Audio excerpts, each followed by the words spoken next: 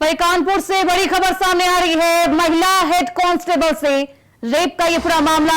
आरोपी ने अंधेरे में खेत में दबोच कर किया रेप। करवा चौथ मनाने घर जा रही थी महिला। अयोध्या से अपने घर आ रही थी पीड़िता। रेप का विरोध करने के दौरान पीड़िता का टूटा दांत। महिला ने पुलिस को दी है सूचना। पुलिस ने आरोपी को किया है गिरफ्तार। सेन पश्चिम पारा थाना क्षेत्र का ये पूरा मामला बताया जा रहा है, जहां करवा चौथ मनाने घर जा रही थी महिला। उसी दौरान उसके साथ दरिंदगी की गई है। तो क्या यूपी में कायम है जंगल राज? इसको लेकर फिर से सवाल उठने लगे हैं, क्योंकि अयोध्या से अपने घर लौट रही थी महिला, तभी उसके साथ रेप की वारदात को अंजाम दिया गया है, दरिंदगी की गई है।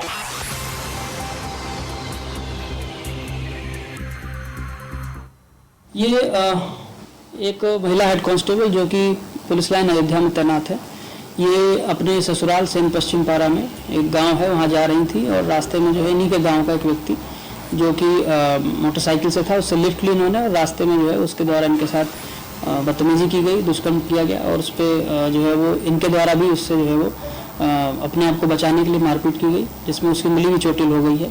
तत्काल इन्होंने जो है वो लोकल पुलिस चौकी पे जाकर के अपना पूरा जो है प्रकरण बताया, जिसपे लोकल चौकी इंचार्ज ने जो है वो सर्च ऑपरेशन चला करके उस व्यक्ति को जो है वो अरेस्ट कर लिया था।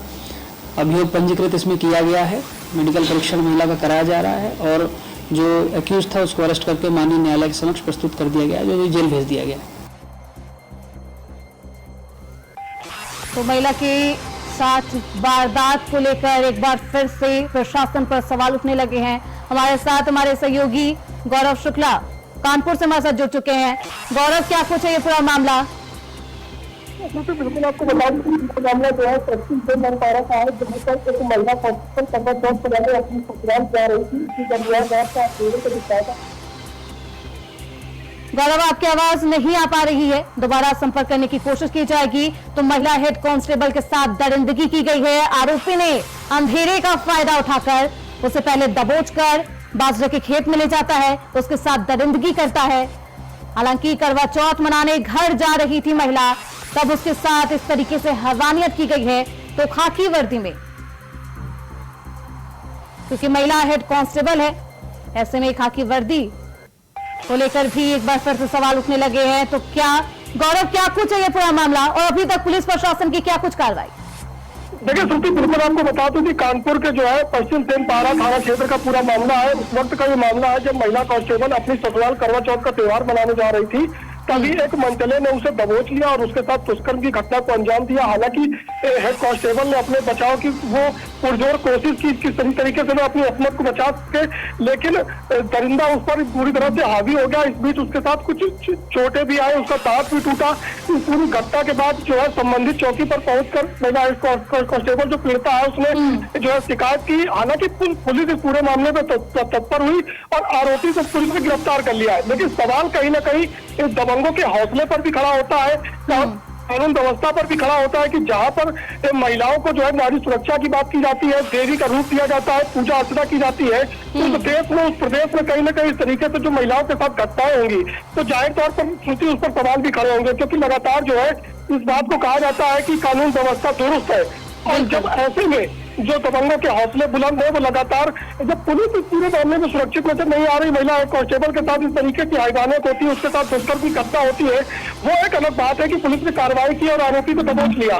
लेकिन सवाल लगातार यही खड़े होते हैं कि जब सवाल कई खड़े होते हैं, क्योंकि कानून व्यवस्था पर अहम सवाल किया जा रहा है। कानून व्यवस्था और लचर व्यवस्था को एक बार फिर से इस घटना ने सभी के सामने लाकर रख दिया है। सवाल ये भी है गौरव कि आखिरकार पुलिस प्रशासन इस हैवान के पास कैसे पहुंचती है, किस तरीके से इसका शिनाख्त करती है। साथ ही साथ ये भी सवाल है कि आखिरकार इस पूरे घटना में, इस हैवानियत की पूरे घटना में कितने लोग शामिल थे।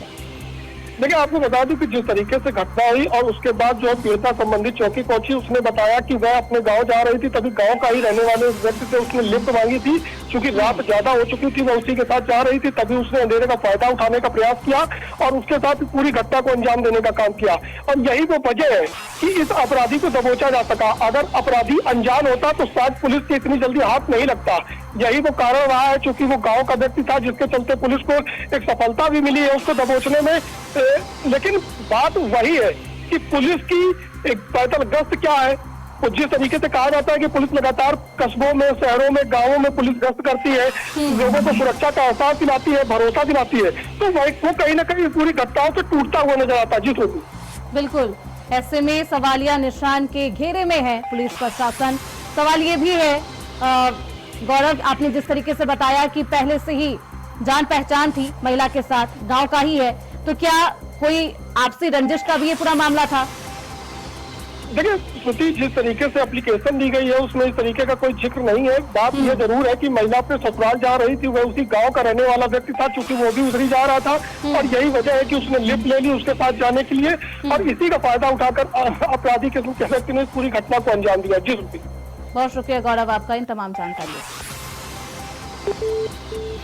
तो पुलिस ने आरोपी को गिरफ्तार कर लिया है। सेन पश्चिम पारा थाना क्षेत्र का ये पूरा